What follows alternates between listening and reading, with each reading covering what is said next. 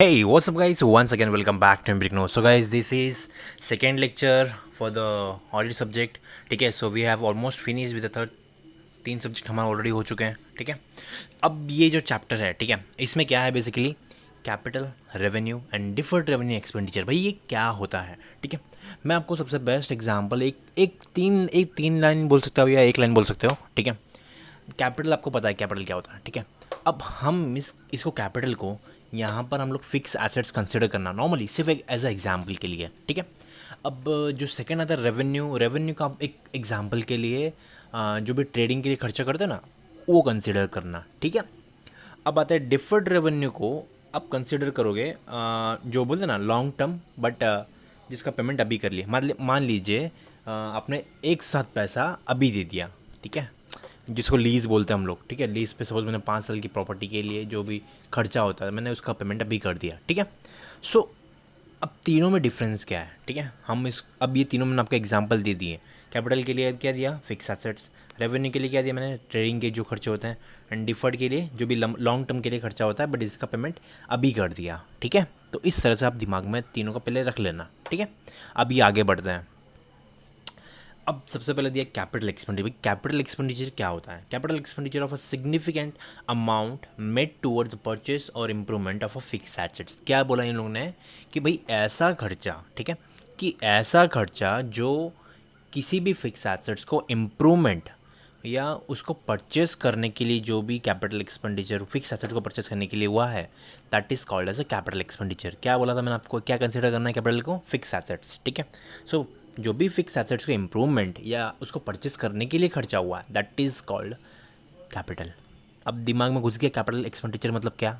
ठीक है, अब इसमें देखते हैं on which depreciation is allowed. ऐसा नहीं कि भाई मैं शेयर खरीदूँ तो that is capital, but capital है वो, but that is something different. ठीक है, it should not be movable and it should not be कि जिस पर रिकरिंग वगैरह नहीं होना चाहिए. ठीक है, उस पर रिकरिंग नहीं होना चाहिए, तो शेयर्स पर रिकरिंग होता है. ठीक है, अब आते हैं तो इनका क्या मतलब जिस पर डेप्रिसिएशन अलाव होता हो. डेप्रिसिएशन किस किस पर अलाव होता है उन्हीं को हम लोग कैपिटल एक्सपेंडिचर कंसिडर करेंगे. बताओ, थोड़ा एग्जाम्पल दे दो यार. जैसे मान लीजिए क्या लैंड पे डेप्रिसिएशन चार्ज होता है? भूल कर भी सोचना मत कि लैंड पे डेप्रिसिएशन चार्ज होता है, क्योंकि लैंड पे कोई डेप्रिसिएशन चार्ज नहीं होता है. ठीक है, मशीनरी होता है, फर्नीचर ठीक है होता है, बुक पे होता है, कंप्यूटर होता है. ठीक है, सो इस तरह से डेप्रिसिएशन जो भी चीज़ पे चार्ज होता है उसकी एक that particular thing will be consider as a capital expenditure. अच्छा, सबसे इसमें एक और चीज़ मैं बता देता हूँ.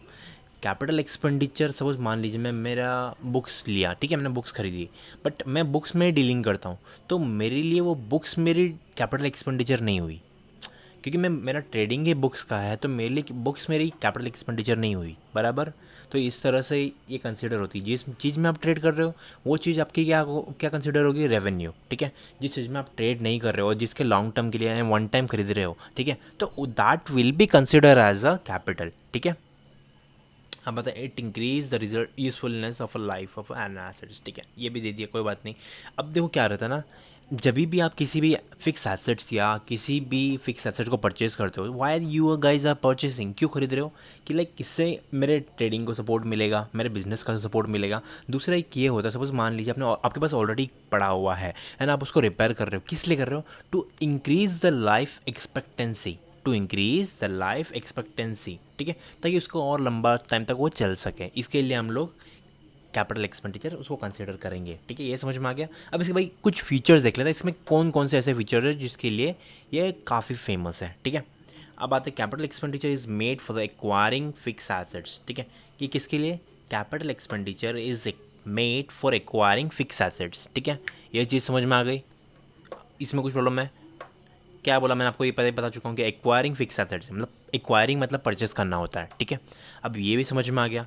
This expenditure increase the value of an assets. ठीक है, क्या करेगा भाई? मैं मान लीजिए मेरे एसेट्स की वैल्यू, मैंने सपोज बिल्डिंग खरीदी, बिल्डिंग की 100 करोड़ की वैल्यू थी. अभी 100 करोड़ में मैंने कुछ रिपेयरिंग करा तो वो खर्चा हुआ. ठीक है, अब रिपेयरिंग का जो भी खर्चा हुआ वो सब मैं मेरे कैपिटल में ऐड करूँगा. बराबर, कैपिटल कॉस्ट में मैं ऐड करूँगा उसको. अब मैं ऐड करने का रीज़न एक ये है क्योंकि मेरा वो रिपेयरिंग का जो खर्चा होगा वो बार बार तो नहीं होगा, साल में मतलब 2-3 साल में 4-5 साल में एक ही बार होगा. ठीक है, तो इसके वजह के इसके बेस पे मैं उसको कैपिटल एक्सपेंडिचर कंसिडर करूँगा. ठीक है, अब आते हैं तक expenditure also increase the profit earning capacity of the business. Exactly. अब मान लीजिए आप कोई फैक्ट्री में हो, ठीक है, अब फैक्ट्री में कोई मशीनरी खराब हो गई, ठीक है, अब वो मशीन ख़राब हो गई जिससे आप प्रोडक्शन करते थे, आपके पास कम से कम ऐसी 5-6 मशीनें हैं, ठीक है, अब वो 5-6 मशीन में से एक मशीन ख़राब हो गई और आपकी प्रोडक्शन कम हो गई। क्यों? अब मान लीजिए वो 5 मशीन आपको 2 लाख यूनिट देती थी, बट अभी एक मशीन ख़राब होने की वजह से आपको यूनिट मिल रहे हैं 1,60,000 यूनिट मिल रहे हैं, ठीक है। तो यहाँ पे आपका हो क्या गया कि आपकी जिस प्रोडक्शन डिमांड थी उतनी नहीं फुलफिल आ रही, देखो उतनी फुलफिल नहीं हो पा रही थी। क्यों? क्योंकि आपकी एक मशीन ख़राब हो गई, तो आप क्या करोगे, उस मशीन को रिपेयर करोगे, ठीक है। अगर वो रिपेयर कंडीशन लायक है तो उसको रिपेयर करोगे, वरना जो भी आपने डिप्रिसिएशन इतने से एक्यूमुलेट किया है उससे आप नई मशीनरी खरीद लोगे, ठीक है। तो इसीलिए हम लोग डिप्रिसिएशन चार्ज करते हैं, ठीक है, वियर एंड टीयर वाला कॉन्सेप्ट, ठीक है। अब ये तो चीज़ें समझ में आ गई, ठीक है। This expenditure are casually incurred. Exactly. अब ये हमेशा तो नहीं होते हैं, कभी कभी होते हैं, इसलिए इन्होंने बोला है ये जो एक्सपेंडिचर होते हैं, जो भी एक्सपेंडिचर होते हैं, ठीक है, ये हमेशा नहीं होता है, कभी कभी होता है। सपोज मान ले 1 साल में 2 बार, 3 साल में 1 बार, तो इस तरह से ये एक बार कभी ना कभी इट अक्यूज रेयरली, ठीक है। सो इस तरह से capital expenditure, I hope you guys are getting well in this particular concept, ठीक है। मुझे लगता नहीं इसमें कुछ ज़्यादा बताने की जरूरत है, बट आप मुझे जितना समझा सकता हूँ मैं उतना समझाने की कोशिश करूँगा पूरी। अगर आपको फिर भी डाउट है you can comment on the. अच्छा, अगर आपने चैनल सब्सक्राइब नहीं किया तो कर लेना, क्योंकि मैं इसमें काफ़ी अपडेट करने वाला हूँ। और अच्छा, एक और चीज़, एक ये चीज़, अगर मैं ऑनलाइन लेक्चर्स ले रहा हूँ, काफ़ी लोगों ने लाइक प्रॉब्लम्स है कि लाइक लॉकडाउन की वजह से आपको नहीं मिल पा रहे हैं, बुक्स नहीं है, तो बेटर आई सजेस्ट यू कि जून में एग्ज़ाम हो सकती है, मोस्ट प्रोबेबली जो आपकी एग्ज़ाम होगी जून में होगी, ठीक है। तो ऑनलाइन लेक्चर्स प्रीफर कर लेना, आपको बाय कर लेना, वो बेस्ट रहेगा, ठीक है, क्योंकि इतना कुछ हार्डली नहीं है, अनलाइक करियर से बढ़ के कुछ चीज़ बड़ी नहीं होती है, ठीक है। So invest in your career और education, that will give you max to max return, ठीक है। सो कंटिन्यू करते हैं, हम लेक्चर्स कंटिन्यू करते हैं, ठीक है। अब देखते हैं रेवेन्यू एक्सपेंडिचर, ठीक है। हमने कैपिटल एक्सपेंडिचर समझ लिया कि भाई कैपिटल एक्सपेंडिचर क्या था, ठीक है। अब आता है रेवेन्यू एक्सपेंडिचर। रेवेन्यू एक्सपेंडिचर में सबसे पहले आता है expenditure written off to the profit and loss account. देखो ये क्या बोल रहा है भाई, एक ऐसा खर्चा जो मेरे बिजनेस के लिए लग रहा है, मैंने आपको पहले बताया था ट्रेडिंग के लिए, ठीक है। अभी क्या बोल रहा है, expenditure written off to the profit and loss account. अब ऐसे कौन कौन से खर्चे जो आप P&L में ऐड करते हो वो सब आपके क्या नेचर के, revenue expenditure. Salary, revenue expenditure. Office expenses, revenue expenditure. अब ये चीज़ समझ में आ गई क्या है, ठीक है। It is recurring in nature. देखो रिकरिंग इन नेचर मतलब क्या होता है, रिकरिंग का मतलब बार बार होना, ठीक है, किसी भी चीज़ को बार बार होना। अभी रिकरिंग इन नेचर मतलब सपोज मान लीजिए कि आप सैलरी एक बार देते हो, हर महीने देते हो, बराबर। ऑफिस एक्सपेंसेस क्या एक बार करते हो, नहीं, बीच में आपकी रिक्वायरमेंट होती है, sharpeners, pencil, it can be anything, right. So आपकी रिक्वायरमेंट के हिसाब से आपको हर मंथ या क्वार्टरली, कैसे भी आपको रिक्वायरमेंट, आपको हर साल में कितनी नंबर ऑफ टाइम लगती है, ठीक है। सो ये हो क्या रहा है, इट इज़ रिकरिंग, मतलब एक बार नहीं हो रही है कि एक बार ला के रख दिया लॉट में बस रख दिया, ये बार बार होते जाइए, आप बार बार लाओगे बार बार खत्म होगी, बार बार लाओगे बार बार खत्म होगी, ठीक है। So it's a recurring in nature, ठीक है। अब आते हैं it is incurred during the course of a business and it is benefited. देखो ये जो चीज़ हो रही है, ठीक है, ये बेनिफिटेड है, ठीक है। ये बेनिफिट इसलिए है क्योंकि इससे आपके बिजनेस को स्मूथनेस मिल रहा है। आप जो भी सेल कर रहे हो, अभी सपोज मान लीजिए मैं अगर सपोज कोई भी इन्वॉइस बनाता हूँ, हाथ से बनाऊंगा तो काफ़ी टाइम लगेगा। एग्जैक्टली मैं अगर मैं वही चीज़ में अगर लैपटॉप में करता हूँ, एक्सेल फाइल में बना के दे रहा हूँ, इन्वॉइस बना रहा हूँ, वो प्रेजेंटेशन भी अच्छा रहेगा, टाइम भी सेव होगा, कॉस्ट इफेक्टिवनेस है। तो ये सब चीज़ें हैं ना, किस लिए हो रही है, दैट थिंग्स इज़ हेल्पिंग। अब सपोज मान लीजिए आपने स्टेशनरी खर्चा किया, ठीक है, आपने सैलरी दी, एम्प्लॉय अकाउंटेंट को सैलरी दी, ठीक है, तो आप क्यों सैलरी दे रहे हो, क्योंकि you can not do on a paper, at least you need someone person कि लाइक जो भी बंदा मेरा, मैं बिजनेस रन करूँ और सामने मुझे पीछे से कोई संभाल है मेरे बिजनेस को, ठीक है। तो अकाउंटेंट का सैलरी भी इसमें आ गया, ठीक है। तो अल्टीमेटली मेरा कंक्लूजन वही है कि आप जो भी खर्चे कर रहे हो उससे आपके बिजनेस को बेनिफिट हो रहा है। क्यों? अकाउंटेंट की सैलरी वो अकाउंट मैनेज कर रहा है, स्टेशनरी आपके बिजनेस के लिए यूज़ हो रहा है, पेपर वगैरह जो कुछ भी यूज़ कर रहे हो, ठीक है। ऑफिस की स्टाफ की सैलरी जो ऑफिस मैनेज कर रही है, ठीक है। तो इस तरह से जो भी खर्चे हो रहे हैं पूरे, उससे आपके बिजनेस को स्मूथ रन मिल रहा है, that increasing on a head like upper level पे जाता है, ठीक है। ऐसा नहीं कि आप खर्चे करते जा रहे हो और आपका बिजनेस बढ़ ही नहीं रहा है, आपने रख लिया 500 स्टाफ और आपका बिजनेस है सिर्फ 10 करोड़ का, तो ये सेंस नहीं बनता है, ठीक है। अब समझ में आया ये कॉन्सेप्ट, ठीक है। अब इसके फीचर देखते हैं, फीचर ऑफ रेवेन्यू एक्सपेंडिचर के भाई क्या है, ठीक है, कौन कौन सा फीचर है। Cost of a goods purchase for a sale, देखो अभी क्या बोलते हैं, cost of goods purchase for sale. अब जो भी, अब सपोज मान लीजिए आपने, आपका बिजनेस है बुक्स का, ठीक है, तो आपने 10 बुक खरीदी, तो आपने 10 बुक खरीदी अपने 1000 रुपये की, ठीक है, तो ये जो कॉस्ट है परचेज जो आपने किया, that is also revenue, revenue expenditure है। क्यों?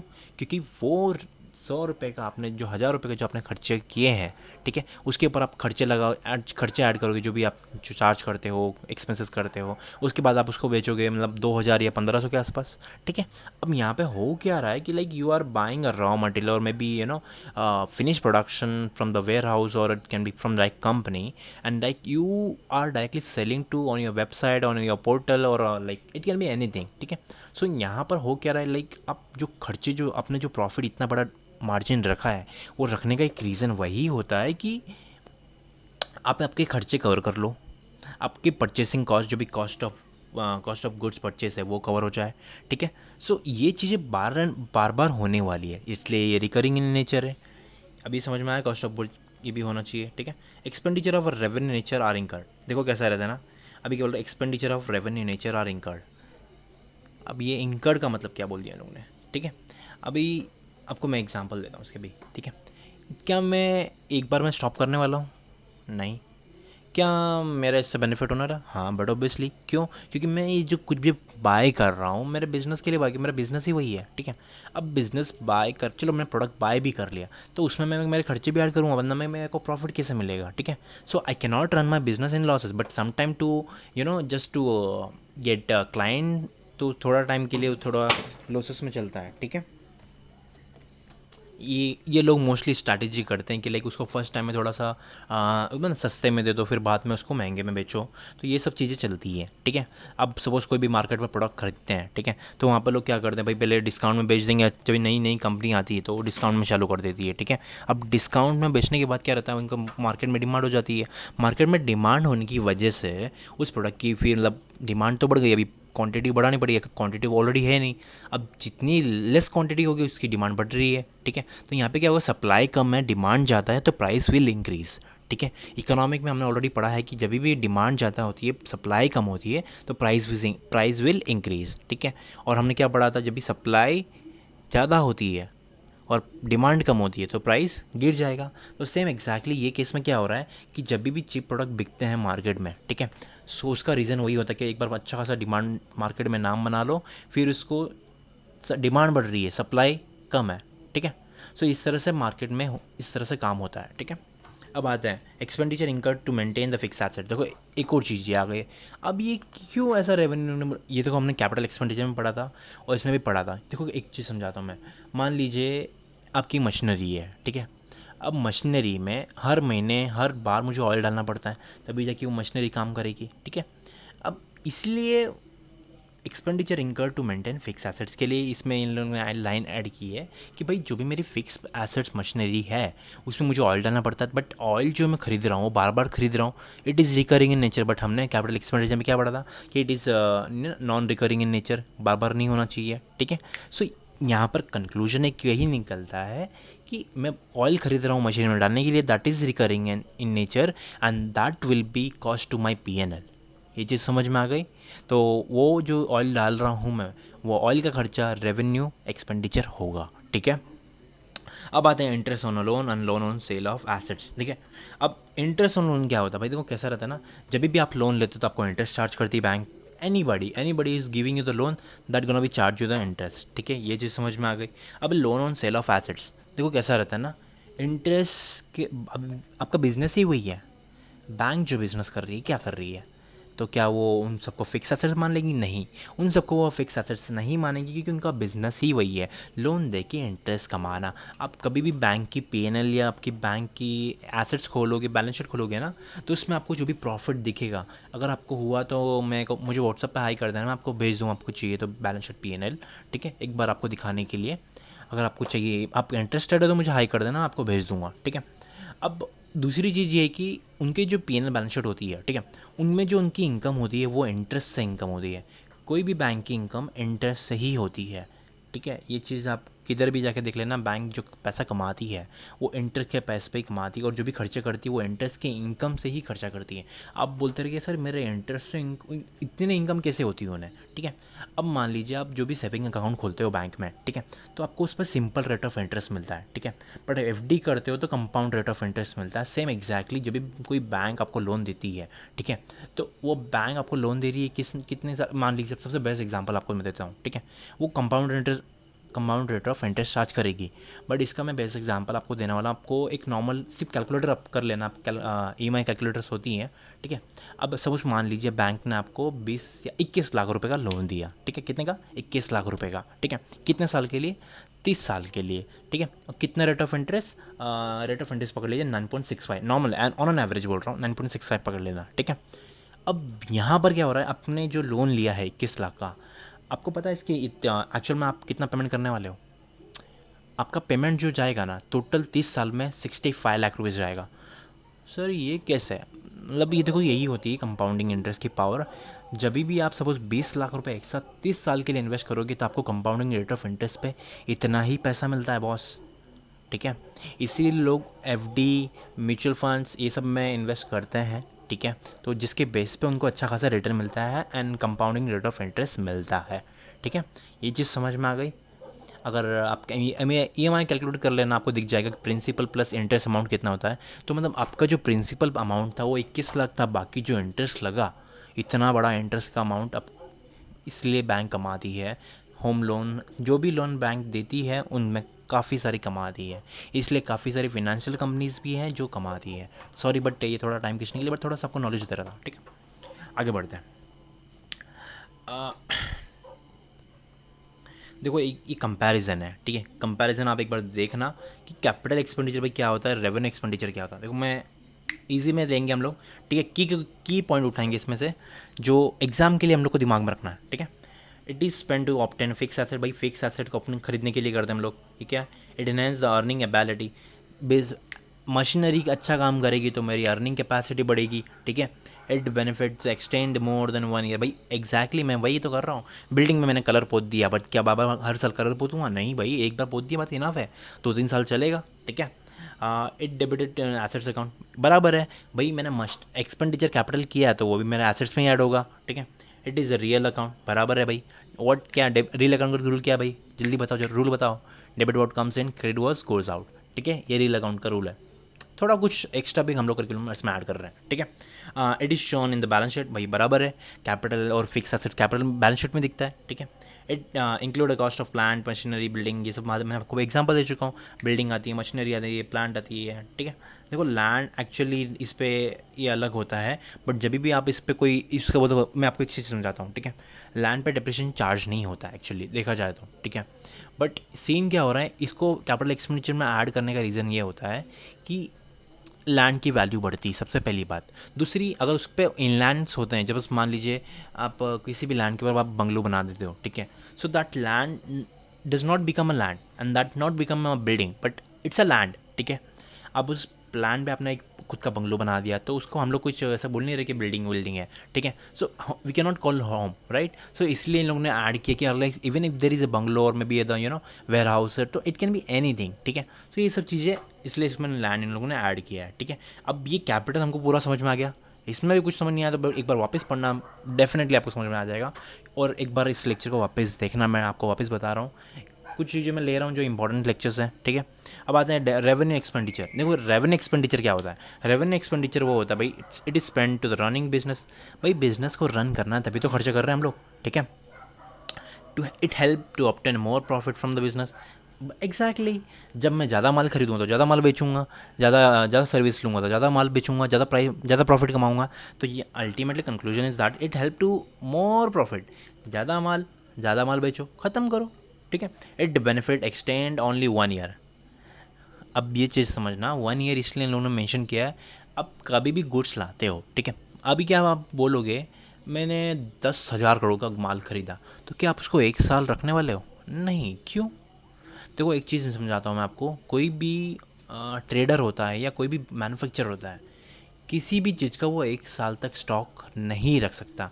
वो माल नहीं बिक रहा वो बात अलग होती है, but he can not keep that manufactured goods और जो भी उसने प्रोडक्शन किया है, ठीक है, वो इसका सबसे बड़ा रीज़न बताता हूँ आपको मैं, ठीक है। मान लीजिए यही 10,000 करोड़ का माल मैं बनाता नहीं और मैं वो पैसे जो भी मैंने इसमें खर्चे किए हैं अगर मैं उसका एफडी कर दूँ तो, या मैं उसका इन्वेस्टमेंट कर दूँ तो उसका जो मुझे इंटरेस्ट मिलेगा ना, जो मेरी बिजनेस इनकम से भी शायद ज़्यादा हो सकता है। समझ में आ रहा है ये क्या कॉन्सेप्ट है, ठीक है। इसलिए कोई भी मैन्युफैक्चरर ज़्यादा देर तक माल रखता नहीं, या तो वो फिर वो ख़राब भी हो सकता है, उसके चांसेस से डिपेंड करता है कि कौन से टाइप का गुड्स है। दूसरा तो यही है कि भाई तुम्हारा कॉस्ट ऑफ स्टोरेज मैटर करता है, ठीक है। तो इसलिए मोस्टली लोग कोई भी होल्डिंग करना पसंद नहीं करता है। That's why they have mention it is benefit extend to only 1 year, ठीक है। अभी मान लीजिए सबसे बेस्ट एग्जांपल और देता हूँ, काफ़ी सारे लोगों ने अच्छा खासा मस्त प्रोडक्शन करके रखा था, बट अब ये वायरस आ गया, वायरस की वजह से उनकी प्रोडक्शन की धज्जियां उड़ चुकी हैं and like they are selling at a low price. क्यों? क्योंकि उनका माल खरीदने के लिए कोई बायर ही बाहर नहीं निकल रहा है, ठीक है।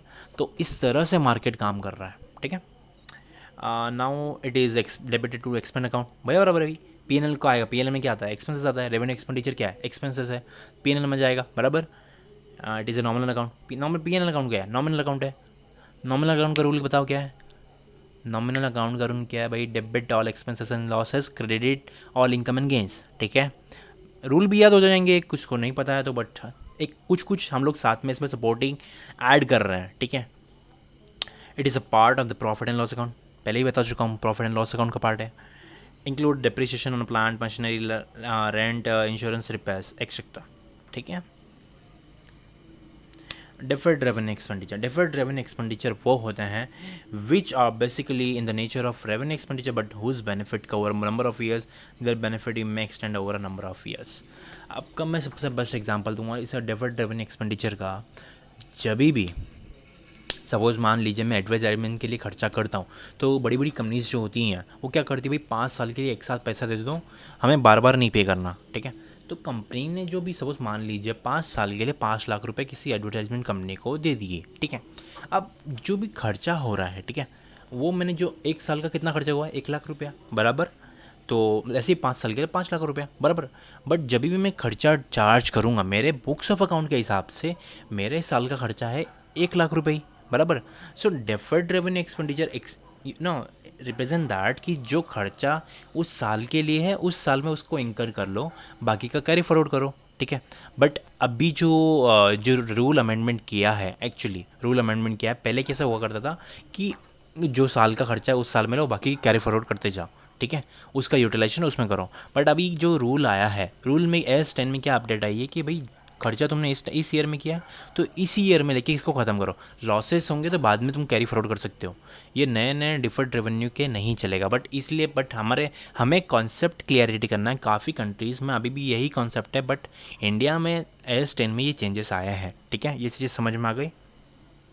एग्जाम्पल दे देखो, हैवी एडवर्टाइजमेंट एक्सपेंडिचर इंकर and introducing a new line and developing new market, cost of issuing shares of individual, cost of expenditure and amount of this एक प्रीमियम एक्सपेंसेस, ठीक है।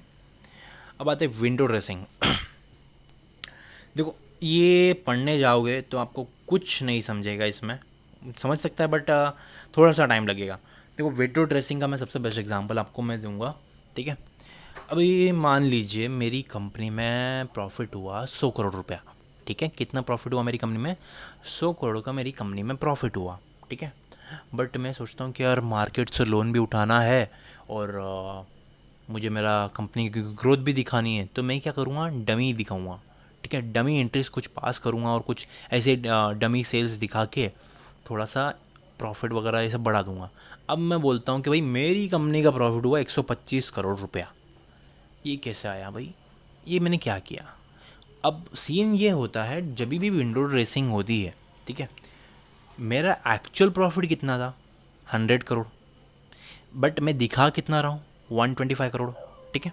अब जो डिफरेंस आ रहा है, मैं जो 125 करोड़ दिखा रहा हूँ, that is nothing but the window dressing. Window dressing ये होती है भाई तुम्हारे पास जो नहीं है वो तुम दिखा रहे हो, ठीक है। विंडो ड्रेसिंग वो होती है जो तुम्हारे पास नहीं है वो तुम दिखा रहे हो, and that's nothing but it's not actual, even not actual, not provision और nothing, it's just rumours number, ठीक है, जो फैला दिए बस इस तरह से, ठीक है।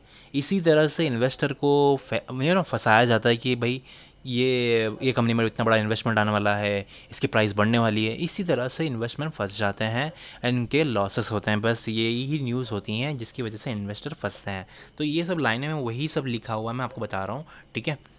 कि विंडो ड्रेसिंग का मतलब हमें समझ में आ गया भाई, जो भी प्रॉफिट्स तुम एक्चुअल दिखा रहे हो बढ़ा चढ़ा के, ठीक है, वो विंडो ड्रेसिंग है, ठीक है। अब उसके नीचे दिखाओगे तो वो सीक्रेट ही जाएगा, ठीक है। तो ये दोनों टर्म अलग अलग हैं, बट विंडो ड्रेसिंग हमें देखना है कि विंडो ड्रेसिंग मतलब क्या होता है। कि भाई 100 करोड़ प्रॉफिट को दिखा रहा हूँ 125 करोड़, तो that is totally window dressing. You are not allowed to do that, and SEBI will impose a fine on you, and RBI भी करेगा, और जो भी बॉडी है गवर्नमेंट की बॉडी वो तुम्हें फाइन लगाएगी, ठीक है। तो ये था पूरा विंडो ड्रेसिंग का इसमें sense. So I hope you have enjoy this lecture, and मैं अभी भी एक वही बात बता रहा हूँ कि अगर जिस लोगों ने लेक्चर बाय नहीं किए तो I think you should buy, क्योंकि ये पूरी सीरीज़ है, and like you will definitely enjoy and you will learn new more concept. जो भी कॉन्सेप्ट आपको नहीं पता है वो आपको बहुत कुछ इसमें सीखने को मिलेगा, ठीक है। And almost we have a more than 100 student in this series, ठीक है। So you guys will enjoy with us, ठीक है। एंड ऐसे ही पढ़ते रहना, and be safe, stay at home, ठीक है।